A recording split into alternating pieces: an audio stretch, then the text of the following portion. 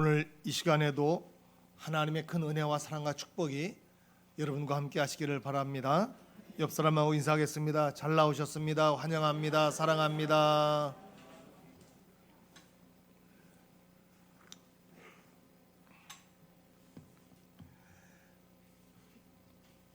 거친 바다를 배가 항해할 수 있는 것은 배 밑에 있는 벨러스트라고 하는 바닥짐 때문입니다.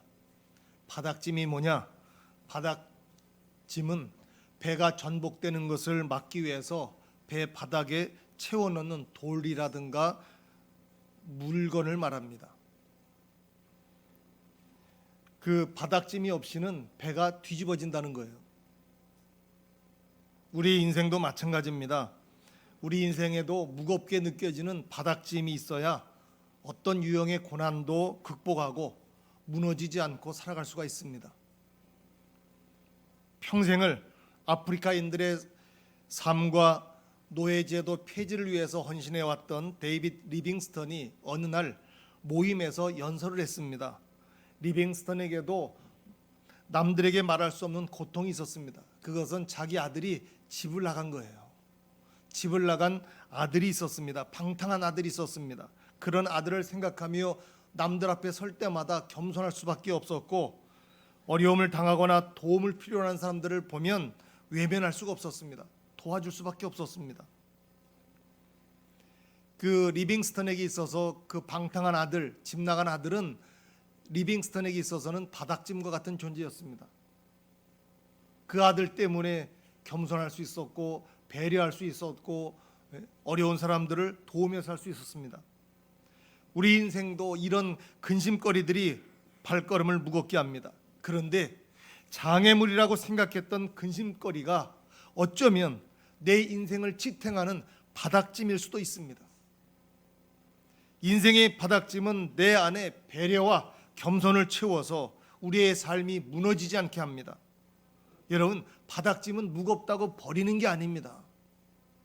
아무리 무거워도 그 바닥짐을 싣고 가야 그 배가 온전할 수 있고 안전할 수가 있습니다.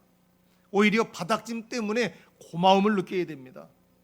그러므로 우리에게 어떤 모양의 바닥짐이 있다 할지라도 그것에 대해서 고마움을 느끼고 힘차게 살아가는 성도들이 되시기를 바랍니다. 고난이 그냥 고난으로 끝나는 것이 아니라 우리에게 유익이 된다는 얘기입니다.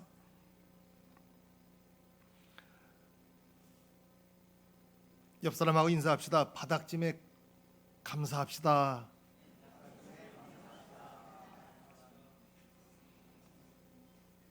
한 청년이 있었어요.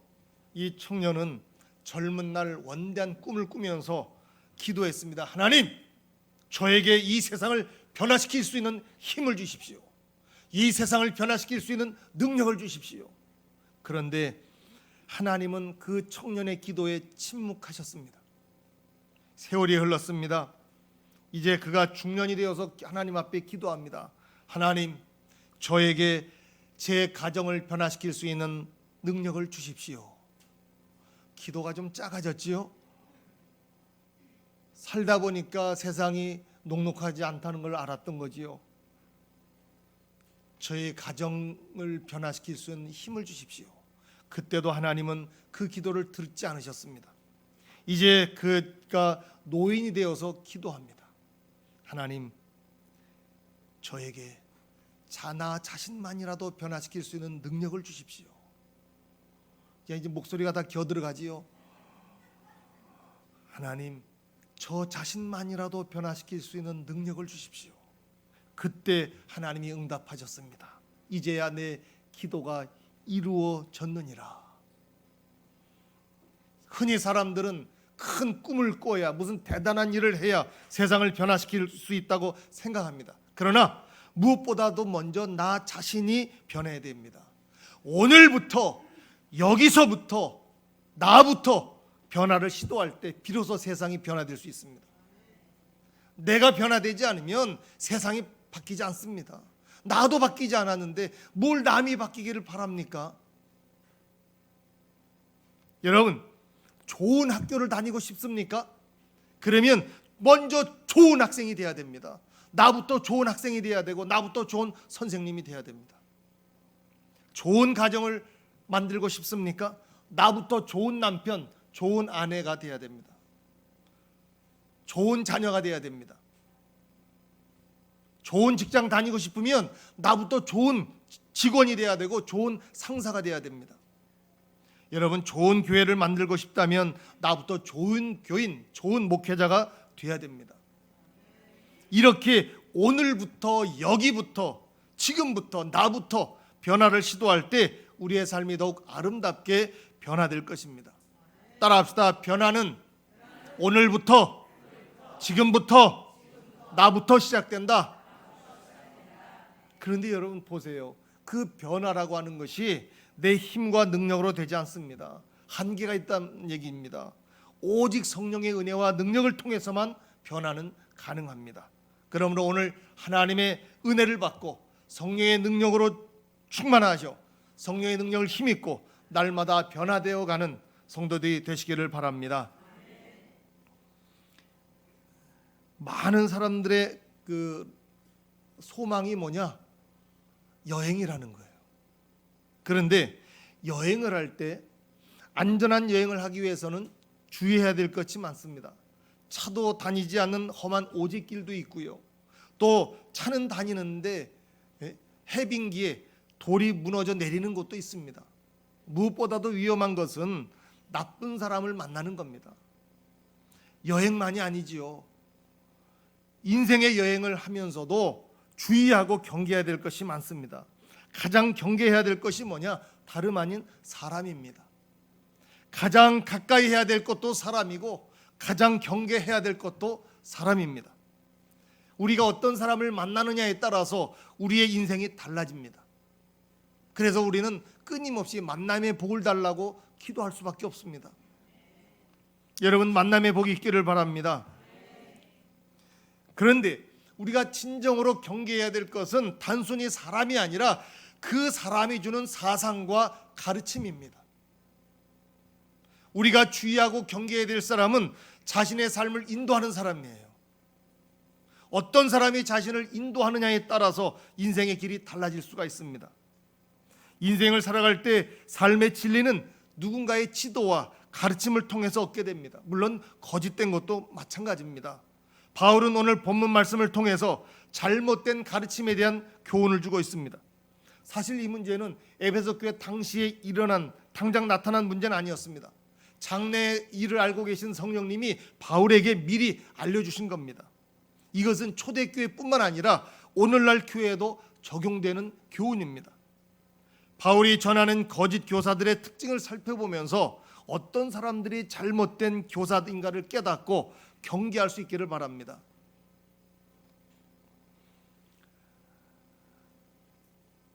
제가 지난번에 시간이 있어서 동인천에 나가서 이렇게 좀 걸어봤어요. 지하도로 걸을 때는 괜찮았는데 지상으로 해서 이렇게 걸어서 내려오는데 세 팀을 만났습니다. 아줌마 팀 두 팀하고 아가씨 팀 두 팀이에요. 근데 아줌마 같은 아가씨들 같아. 한결같이 나를 보면 그래요. 선생님, 공덕이 있어 보이십니다. 여러분 많이 겪어봤지요? 어떻게 그거 아냐고. 나 하나님의 축복받고 산다고. 교회 다니냐고. 예수님 믿냐고. 아, 예수님은 공부 다 마쳤대. 그 공부 마쳤다는 거하고 믿는다는 건 틀린 거예요. 예? 예수 믿고 구원받고 천국 가라고. 그래 세 팀을 만났어요. 꼭 가방 메고요. 둘이 짝져 갖고 다니면서 하는데 와. 여러분 정말 잘 배워야 돼요. 가르침도 잘 받아야 됩니다. 그거 따라갔다가는요 큰일 납니다. 근데 나는 내가 목사잖아요. 근데 내가 그래 나한테 몇 살이냐고 물어봐. 그래갖고 내가 52요 그랬어요. 거짓말 조금 했어. 좀 줄였지. 그랬더니 아닌 것 같대. 그래서 내가 머리가 휘어서 그렇다. 그렇게 보이는 것 뿐이다. 그랬더니 아예 아닌 것 같대. 그럼 그거 몇 살인지도 모르냐 그랬더니 그거 어떻게 아니? 생일이 언제니? 그걸 별걸 다 물어봐요. 그럼 공덕 있는 건 어떻게 알아? 그래가지고 나도 전도하고 그리고 지나갔어요. 하여튼 열심히 하더라고요. 여러분, 거짓 교사는요 출발이 잘못됐습니다. 우리는 보통 거짓 교사를 얘기할 때 이단이라는 표현을 씁니다. 이단. 여러분, 우리가 신앙생활하면서 살아가면서 이단은 절대로 만나면 안 됩니다. 교회 밖에 있는 사람들도 있지만 교회 안에 있는 것이 이단이에요. 밖에서도 유혹하지만 안에서도 있을 수 있다는 얘기죠. 이단이 뭡니까? 정통적인 가르침에서 벗어난 가르침을 전달해주는 사람이나 집단을 말합니다. 이단은요 처음에는 비슷한 것 같은데 나중에는 본질에서 벗어납니다.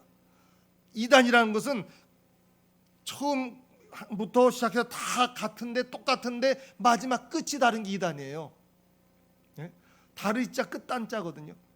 결과가 안 좋습니다. 결과가 달라요. 마지막이 달라요. 근데 여러분, 바울이 말하는 이단은 어떤 거냐? 바울은 조금 다르게 얘기를 하거든요. 우리 기독교 신앙의 기본은 어디에서 출발합니까? 예수 그리스도의 은혜에서 출발합니다. 그런데 거짓 교사들, 이단은요 예수 그리스도의 은혜를 잊어버리게 만들고 망각하게 만듭니다. 특별히 기독교를 본질적으로 흔들어 놓는 거짓 교사의 특징은 하나님의 은혜를 떠난 행동을 강조합니다. 그들은 어떤 규율과 행동 원칙을 가지고 구원하고 연관짓습니다. 하지만 아무리 그럴듯한 말일지라도 예수님의 보혈로 우리의 죄가 사함받고 영원한 나라에서 영생을 누린다고 하는 사실을 부인하는 것은 잘못된 겁니다. 거짓된 겁니다. 그런 죄사함의 은혜를 거부하는 자세는 믿음에서 떠난 겁니다. 참된 교훈은 오직 예수 그리스도의 은혜를 믿는 신앙에서 출발된 가르침이어야 됩니다. 거짓 교사의 가르침의 출발은 잘못된 영적인 가르침에서 시작됩니다. 우리는 어떤 교훈을 받을 때 그 교훈을 가르치는 사람이 누군지를 알아야 됩니다. 여러분, 신문 같은 데 보면요, 광고지 전단지에 보면 수많은 성경 공부가 있고 세미나가 있고 막 그렇거든요. 제목만 보고 좋다고 가면 안 됩니다. 누가 강사냐, 누가 가르치느냐, 요거를 잘 보고 가야 된다는 거죠. 잘못됐다가는요 엉뚱한 데 갑니다. 여행도요, 싸다고 무조건 가면 어떻게 합니까? 뭐 파는 데만 데리고 다녀. 그 배보다 배꼽이 더 커. 여행비는 10만 원인데 그 사는 건 40만 원 들었대. 이런 잘 봐야 돼요. 파악할 줄 알아야 됩니다. 믿음의 사람들은요 하나님의 가르침을 받아야 되고 성령의 가르침을 받아야 됩니다. 그렇게 하면서 살아야 됩니다. 그런데 잘못된 사람들은 어때요? 잘못된 영의 지도를 받습니다. 우리는 영적인 세계에서 삽니다. 우리가 항상 잊지 말아야 될 것은 육신만 존재하는 것이 아니라 영의 세계도 존재한다는 것을 알아야 됩니다. 사탄은 지금도 교묘한 방법으로 사람들을 믿음에서 떠나게 만듭니다. 그럴듯해 보이는 것으로 우리를 유혹해서 은혜의 길에서 벗어나게 만듭니다. 그러나 그 배경에는요 사탄이 있다고 하는 것을 우리가 결코 잊지 말아야 됩니다. 두 번째, 거짓 교사는 가르침이 잘못됐습니다. 첫째는 출발이 잘못됐고 두 번째는 가르침이 잘못됐습니다. 거짓 교사들은요, 이단들은요 열심히 가르칩니다. 나름대로의 길도 방법도 제시합니다. 그러나 그들은 악한 영의 영향을 받아서 길을 제시합니다. 그들의 방법은 미혹이고 목적은 파멸입니다. 때로는 잘못된 것을 가르치는 자조차도 자신이 잘못된 것을 가르치는지 모릅니다. 왜냐하면 그들을 이끄는 것은 악한 영이기 때문에 그렇습니다. 악한 영의 지배를 받는 사람은 자신을 지배하는 영의 존재에 대해서 잘 알지 못합니다. 그리고 악한 영은 들어올 때는 조용히 들어오지만 나갈 때는요 시끄럽게 하고 나가요. 어렵게 하고 나갑니다. 고통을 준다는 얘기입니다. 악한 영은요 나가는 건 거부합니다. 들어가는 건 좋아하는데 나가는 건 싫어해요. 그러니까 여러분, 아예 처음부터 악한 영이 못 들어오도록, 악한 영이 틈타지 못하도록 예수 그리스도의 이름으로 물리치시기를 바랍니다. 누구나 자신의 판단과 생각이 옳다고 여깁니다. 하물며 악한 영의 지배를 받는 사람은 오죽하겠습니까? 그들은 자신의 행동에 대해서 올바른 판단을 할 수가 없습니다. 예수님의 은혜를 부인하고 거부하는 거짓 교사들 이단의 특징은 뭡니까? 외식이에요. 외식하는 사람들은 의롭지 않으면서 의로운 척합니다. 그리고 그들은 무지하면서 정직하지도 않습니다. 무지하다는 말은요, 사람이 어떤 행동으로 구원받을 수 없다는 사실을 모른다는 겁니다. 여러분, 행동으로 구원받는 게 아니에요. 은혜로 구원받습니다. 믿음으로 구원받습니다. 그런데 행함으로 구원받는다고 이렇게 이야기를 합니다. 성경에 보면요, 자신의 행동으로 구원받을 수 있는 사람은 한 사람도 없다고 분명하게 단언하고 있습니다. 그러나 어리석은 사람은 행동으로 구원받으려고 여러 번 시도하고 또 인생을 낭비하고 은혜를 통해서 구원받는 방법도 잃어버립니다. 하나님의 은혜를 부인하고 자신의 행동을 강조하지만 자신은 결코 그렇게 행동하지 않습니다. 그리고 잘못된 가르침의 특징은요, 본질을 강조하기보다는 비본질적인 것을 강조한다는 겁니다. 구원을 위해서 무언가를 해야 하는 것을 강조하지 않고 무언가를 하지 않는 것을 강조합니다. 여러분, 구원받으려면 어떻게 해야 되느냐, 이걸 얘기해야 되는데 하지 않는 걸 얘기한다는 거예요. 그런데 무엇을 하지 않는다고 해서 구원받습니까? 기독교는요, 정욕에 따라 살지 말라고 가르치지만 그것이 금욕주의를 강조하는 것은 아닙니다. 경건하게 살려면 결혼하지 않아야 된다고 주장하는 사람들도 있었습니다. 그런데 예수님은 결혼하지 않고 주님을 위해서 사는 사람들도 있다. 그러나 결혼을 하지 말라, 그런 얘기는 안 하셨습니다. 오히려 축복된 결혼을 강조하셨습니다. 이게 가르침이 잘못되면 그 사람의 삶도 잘못되는 거예요. 항상 생각, 가르침, 사상이 중요합니다. 그래서 우리는 우리 신앙의 본질을 알아야 됩니다.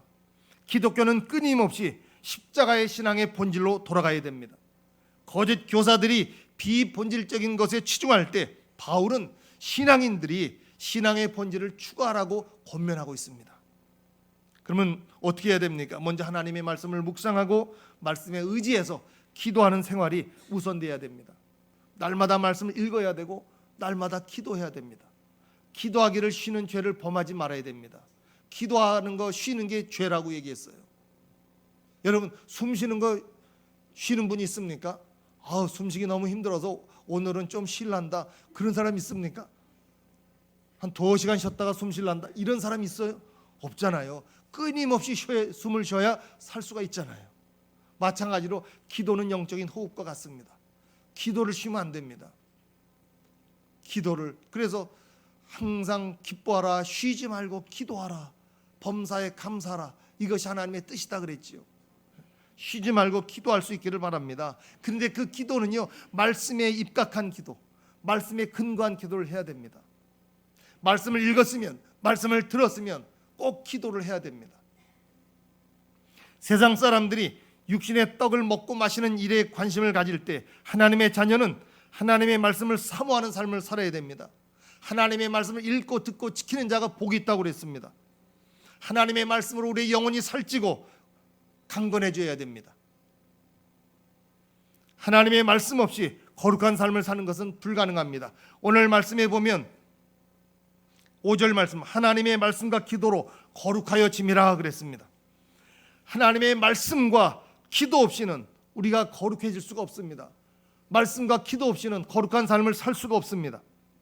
기도는 하나님과의 대화입니다. 하나님과 소통하는 거예요. 하나님과 교통하는 겁니다. 하나님과의 친밀한 대화 없이는 거룩할 수가 없습니다. 하나님의 뜻을 구하고 기도하며 하나님의 은혜를 사모할 때 기도 응답을 통해서 하나님의 살아계심을 체험하고 하나님의 은혜에 감사하는 삶을 살아갈 수가 있습니다. 진짜 감사의 삶은 영의 양식인 말씀을 먹으면서 하나님과 기도로 교제하며 거룩함을 추구할 때 가능해집니다. 우리 주변에는요, 진리를 가르치는 사람이 있고 진리가 아닌 것을 가르치는 사람이 있습니다. 우리는 진리가 아닌 거짓을 가르치는 사람을 경계해야 됩니다. 거짓 교사 이단은 하나님의 은혜를 잊어버리고 망각하게 만들고 자신의 공로를 주장하게 만듭니다. 여러분, 우리는요 하나님 앞에서는요 결코 자랑할 공로가 없습니다. 생색내는 거 좋아하는 사람들 있잖아요. 그걸 일명 생색파라고 그럽니다. 하나님 앞에 생색파가 돼서는 안 돼요. 내가 한 게 하나도 없는 거죠. 하나님이 다 하십니다. 따라합시다. 하나님이 다 하십니다. 주님이 다 하셨습니다. 주님이 다 하실 겁니다. 이러면 자신의 공로, 의의 드러낼 수가 없고 자랑할 수가 없습니다. 여러분, 우리는요 생색내는 게 아니라 하나님의 영광을 드러내야 돼요. 하나님이 다 하셨습니다. 하나님이 도와주셨습니다. 그 골을 넣어도 축구 선수들이 하나님 앞에 영광 돌리는 사람들 얼마나 많아요. 여러분, 나중에 여러분 자녀들이 잘 되고 성공하고 출세했을 때 누가 와서 인터뷰하잖아요. 하나님께서 이렇게 만들어 주셨습니다. 이렇게 하게끔 기도하셔야 돼요. 내가 잘나서 이렇게 됐습니다. 내가 밤잠 안 자고 노력해서 이렇게 됐습니다. 이게 아니라 주님이 하셨습니다. 주님이 도와주셨습니다. 다 하나님의 은혜입니다. 이런 역사가 일어나기를 바랍니다. 자신을 남들보다 의롭게 여겨 감사가 사라지게 만드는 게 거짓 교사들의 특징이에요. 자기가 잘나서 힘이 있어서 능력이 있어서 그런 일을 이루었으니까 감사할 필요가 없죠. 감사한다면 자신한테 감사해야 되는 거예요. 근데 어찌 그렇습니까? 하나님이 다 하셨는데. 여러분, 바울이 그래서 신앙인들에게 진짜 필요한 게 뭐냐? 하나님 은혜에 감사하는 거라는 겁니다. 여러분, 우리는요 매사에 감사하고 살아야 됩니다. 우리가 먹고 마시는 일상적인 것까지도 감사의 조건인 것을 잊지 말고 예수 그리스도의 은혜 안에서 축복된 삶을 사는 신앙인들이 다 되시기를 주님의 이름으로 축원합니다. 우리 다 머리를 숙이시고 오늘 말씀 기억하면서 통성으로 기도하겠습니다. 할렐루야. 살아계신 아버지 하나님, 고맙습니다. 감사합니다. 주님을 찬양하며 주님을 경배합니다. 아버지 하나님, 우리가 사람을 가까이 하되 아버지의 잘못된 사상과 가르침을 전달하는 거짓 교사들 이단을 경계할 수 있도록 주께서 도와주시고, 아버지 오직 신앙의 본질 십자가 신앙으로 십자가의 복음으로 달려갈 수 있도록 주께서 도와주기를 원합니다. 오 살아계신 아버지 하나님, 잘못된 가르침을 받지 않게 하여 주시고 아버지 오직 진리의 말씀을 통해서 깨닫게 하시고 가르침을 받게 하시고 그래서 인도함을 받으며 살아갈 수 있도록 주께서 도와주시옵소서. 우리의 삶이 천국지향적인 삶이 되게 하여 주시고 푸른 초장 맑은 물가로 목자 되신 주님이 우리를 인도하여 주기를 간절히 바랐곤 합니다. 늘 말씀과 기도로 우리의 삶이 거룩해질 수 있도록 인도하시고 구별된 삶이 되게 하시고 성결한 삶이 될 수 있도록 주님이 도와주시옵소서. 아버지 하나님, 늘 주님 우리 가운데 임하시고 함께 하시고 동행하여 주시옵소서.